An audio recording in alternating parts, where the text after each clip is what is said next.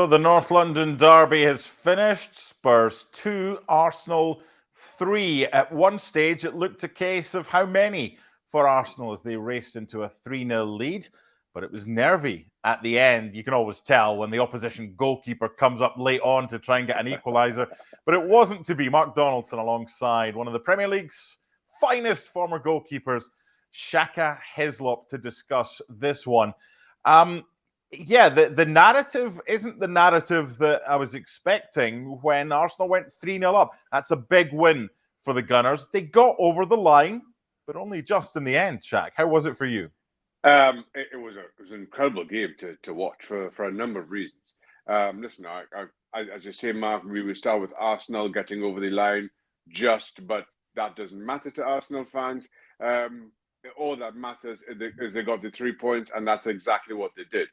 Unnecessarily nervy at the end, given how that first half panned out, but the 3 points, as I say, is all that mattered. In truth, it was an odd game, and to start with, both teams kind of feeling each other out. Even after Arsenal took the lead, still nobody had a shot on goal because the full opening goal came from a Højbjerg header himself as an own goal. So they had this strange feel about it, but then all of a sudden, Arsenal took their chances. They just looked like they would romp away with it. And as you mentioned, once it turned 3-0 on that Havertz goal after Shaka scored the second, the bigger question was how much of a hiding would this be? Yeah. And it turned out to be otherwise, but that's certainly how it looked. 40 minutes into this one? Look, the bottom line is Arsenal fans don't care. They were really enjoying themselves, and it was nervy. They deserved to win. And that puts them 4 points clear, albeit they've played 2 more games than City. So let's get to this game and let's find out what kind of game it was. Because it was very one-sided at the start. It was one-sided in parts of this game. But to be honest, at the start of the game, Arsenal were just really clinical because Spurs had a lot of the ball. But Spurs' inability to defend set plays really cost them today. Let's take the opening goal. Højbjerg gets the own goal after Saka's delivery.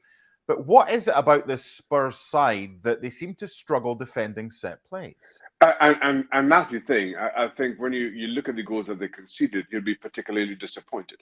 I thought Højbjerg was wrong side of Thomas Partey.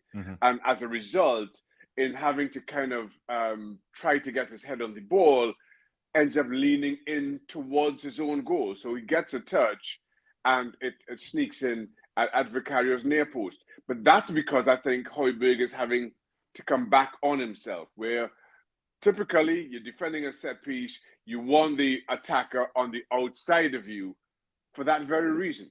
But I thought Højbjerg got himself in the wrong position, and Spurs paid the ultimate price. I will say, though, that from there, Spurs could have equalized. There were a couple of really good headers. I'm trying to think who now. Romero. Christian Romero he hit the post. Yep. One just went wide. I think that was given as a foul. Hit the post with one that I really thought he should have done better with. Yeah. Had he gotten that in target, all of a sudden it's 1-1 and there's an excitement around the crowd. Yet again, had those gone in, all of a sudden, again, maybe we're having a different conversation. But at the very least, the game at that point has a very different feel. So while you can look at and say at 40 minutes, Arsenal were 3 up and cruising and had the game in the bag, but for the width of a post, certainly that the first half at the very least may have had a very different feel. And if Arsenal defender Gabriel's bum was a little bit bigger, he might have been playing on. There's Correct. A joke there about Arsenal, but I'll not go there because we've got to keep it Disney. Mickey van de Ven denied because he was just offside. There was a 5-minute spell around here where Spurs thought they'd equalised. They hadn't because van de Ven was offside. And then it's less than 60 seconds. At one end, there's contact on Kulusevski. Whether or not it's initiated by him or if he's clipped, it certainly looks like he's clipped. But whether there's enough. I think what gets him here is he takes another step and maybe another one before he goes down. I didn't think it was a foul on Madison. The Kulusevski one, VAR suggesting there wasn't enough and sufficient contact. So Arsenal go up the park. It's a brilliant diagonal by Havertz. Ben Davies just a little bit too deep playing on Saka. That's not the worst thing he's done there. The worst thing he's done is show Saka back in on his left-hand side. If you show Saka down his right and he scores, look, there's not much you can do about that. But don't show him back in on his left. And he punished them, and Arsenal went 2-0 up.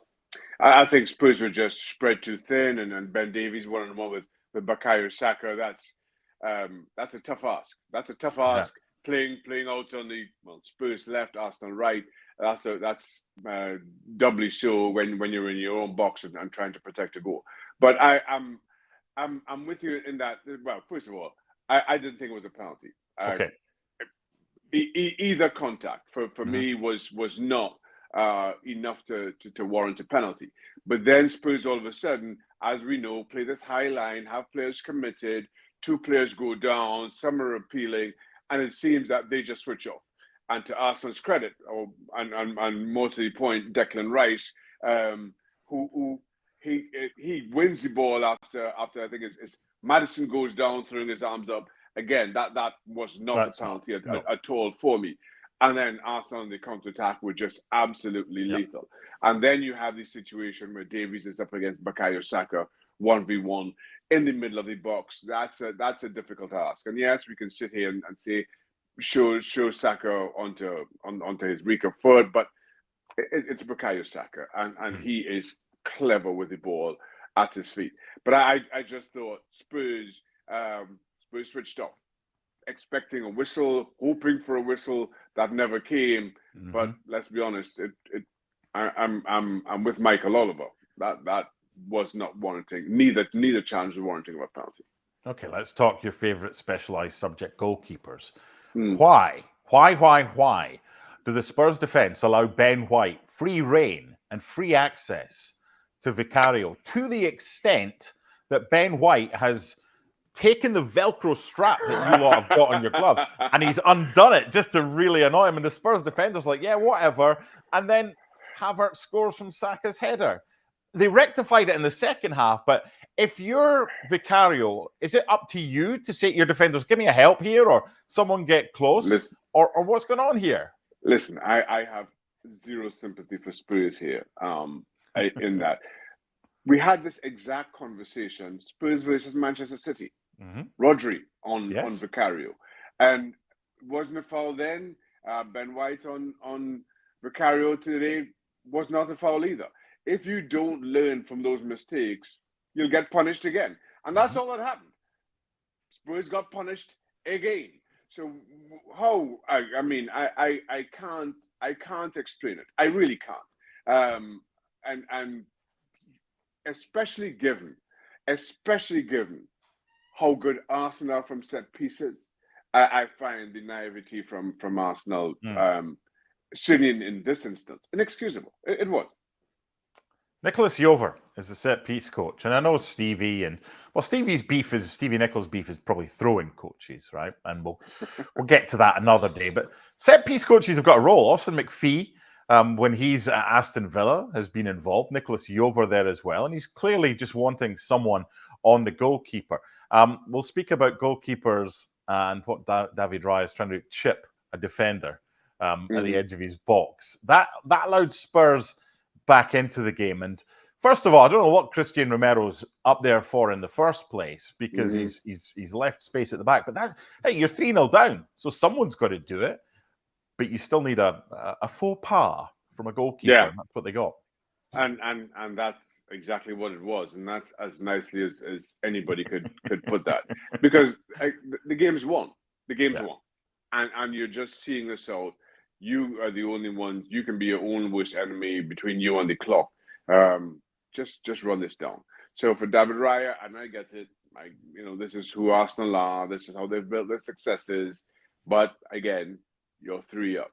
At this point, only you are your worst enemies. And let's be honest, even in saying that, Spurs didn't offer an awful lot to worry.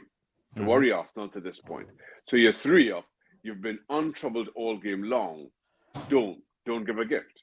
And that's exactly what David Raya did. And for me, he made this a game. And while, yep, we can sit back now, or Arsenal can sit back now, breathe out. We took all 3 points. That's the only thing that mattered, whether it was 3-0 or 3-2 or 6-0 or 1-0. As long as they got 3 points, that's the only thing that mattered. This just became a contest when it really was. The wind had been all but out of the Spurs sail at that point. Then it got interesting. 3 minutes from time, or 3 minutes from the end of the 90, in the 87th minute. The only issue for Spurs is it didn't come earlier, because then they would have had a bit longer to try and get the equaliser. The issue here is with Michael Oliver. It's right in front of him. And let's just say Ben Davies might be speaking at a higher pitch for a few hours after being leathered between the legs by Declan Rice. How does that require VAR to tell him it's a penalty? I'll be honest, I didn't see it either. I thought Declan Rice checked his swing. I thought he stopped before he made contact. And if you look at it in real time, that's kind of how it looked, because Declan Rice didn't follow through. But it's only when you see the review, when you see the replay, there's no question he makes contact. And in saying that, to Michael Oliver's credit and defense from there on in, he walks over to the screen, takes one look, and makes a decision. Yeah, it's not one of these drawn-out VAR experiences where you have to see it. You have to make sure he makes contact from 6 different angles. When what we know one will do. You don't have to see it from the reverse angle, from the left, from the right. Michael Oliver comes over, is like, oh, you made contact. That's a penalty. And so I'm with Michael Oliver in that. Looking at it in real time, I thought, Declan Rice just about got away with that. He checked his swing. But then when you see it, and when you see the replay, while he checked his swing, he did make contact. So, right decision in the end. Yeah, and it's maybe a little bit harsh to have a go at Michael Oliver, because even if he doesn't see it, surely he hears the squeals. Because if that happens to any... Well, you can't go somebody squeal. Players today are going to squeal regardless. Let's be honest. there. Players are going to make a noise. So he can't go on the noise. He can't. Okay. Anyway, justice was done. It was a penalty. Well taken by Son. By the way, the 2 goals that Spurs scored in the second half, it's the first time in over 10 hours of football away from home in the Premier League that Arsenal have conceded. They've been phenomenal. And this is probably the biggest one. This is the hurdle that was probably going to be the toughest. We saw what happened to Liverpool. When you go into a derby game, you played in enough, they're different. Form goes out the window. So for Arsenal to get the job done, now, look, it's outside their hands. We're recording this live after the game. City are going to Forest. Phil Foden's ill, not in the squad. Haaland's on the bench. But if they do what they did to Brighton for the rest of the season, they're going to win the league. So Arsenal needed to win this regardless, if it was 3-0, 3-2, whatever. Yeah. And they did. So would you rather in this instance, and I probably know the answer here, because I'd rather have the games in hand that City have got, but would you rather have the points on the board be 4 clear with 2 games more played and be Arsenal, or would you rather be City ahead of this Forest game? You want the points on the board. Really? You want those points. Well, let me quantify that. The old cliche is you want the points on the board. The issue is with this Manchester City, as we've seen time and time again, City just know how to get the job done. They do. In this running, I'm not sure. I have not seen a team as good at the business end of the season as I have this Manchester City since Sir Alex Ferguson's Manchester United, the great Manchester United teams. They just know exactly what it takes. I was at the Emirates a couple of weeks ago for Arsenal's game against Aston Villa, and I felt then that was an absolutely pivotal game for them. That if they dropped points then, I just couldn't see them finishing off the season in absolute perfection, and less about Arsenal's perfection and more about Manchester City's momentum. which is what they have at this point of the season. And strangely to say, maybe going out to Real Madrid in Champions League has even aided Manchester City in that regard. Now they don't have to worry about midweek fixtures. But while you talk about Arsenal and regardless of what comes of this season, and we'll be here to discuss every single game as it happens. A couple of things just kind of struck me with it coming into this one. I think Spurs' season, as much as we're talking about Arsenal and title ambitions and what's needed from them, Spurs' season hinged entirely on this game for a couple of reasons. You want to deny Arsenal in your derby, City rivals, but you see Aston Villa drop points yesterday, and now all of a sudden that fourth spot the door is slightly ajar for you to sneak in. Again, Villa have the points, and while Spurs have the games in hand, you prefer the points. Certainly in this instance. So there was a lot about this game for Spurs that I felt they had to get it right. Maybe they didn't have to win it, but they had to at least pick up a point. Added to that, Spurs last played 2 weeks ago. Yeah. Arsenal has played 4 times since Spurs last played. And so coming into this one, I'm wondering, will Arsenal have the legs to keep up? Can Spurs really put them under pressure in that regard? Can Spurs run them into the ground? And then certainly the opening 40 minutes that we've discussed kind of answered that. And Arsenal, to their credit, they never slowed. They never let up. And while, yes, the criticism is it was a little too nervy at the end than maybe it should have been, credit Arsenal for the way that they endured. Look, Spurs have been a breath of fresh air under Ange Postecoglou this season, and they've certainly improved. But Arsenal have improved as well. Bournemouth at home, Manchester United away, Everton at home. There's a good chance they take 9 points out of 9, and also a good chance it might not be enough. But all you're after at the start of the season is to show improvement over what has happened in the previous campaign. Arsenal have done that. They're not far away, are they? No, they're not. I think probably you could say the same for both these teams. Had both these teams had clinical strikers, we could be having very, very different conversations about both of them. They cost money, though, don't they, Shaq? They do.